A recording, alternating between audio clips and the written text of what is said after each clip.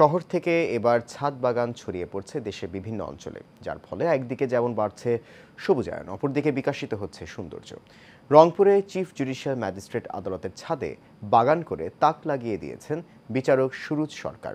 বাদশাহ ওসমানীর তথ্যচিত্রে বিস্তারিত জানাচ্ছেন শফিকুল ইসলাম। ছাদ বাগান করে তাক লাগিয়ে দিয়েছেন রংপুরের এক বিচারক।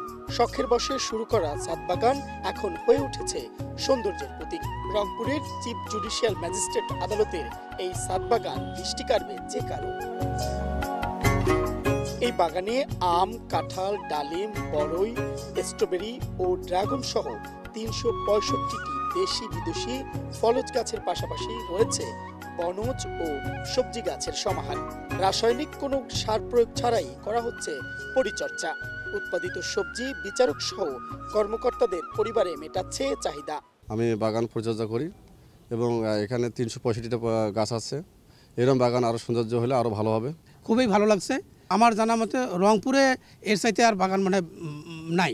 বিভিন্ন প্রকারের গাছ আছে, এটা আম গাছ আছে, জাম গাছ আছে, লিচু গাছ আছে, তারপরে ডালিম গাছ আছে।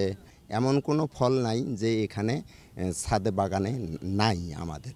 শখের বসে তৈরি করা বাগান দেখে অন্যরাও গাছ রোপণে আগ্রহী হবে বলে জানান রংপুরের চিফ জুডিশিয়াল ম্যাজিস্ট্রেট আদালতের প্রধান বিচারক। এখানে আমি 1 বছর আগে যোগদান করেছি।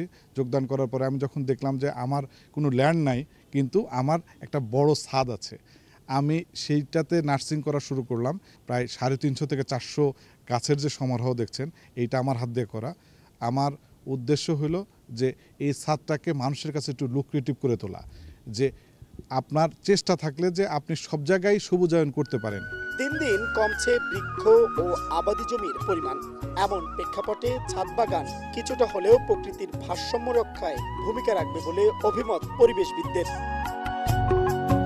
Mohammad Shafiqul Islam, Asian television.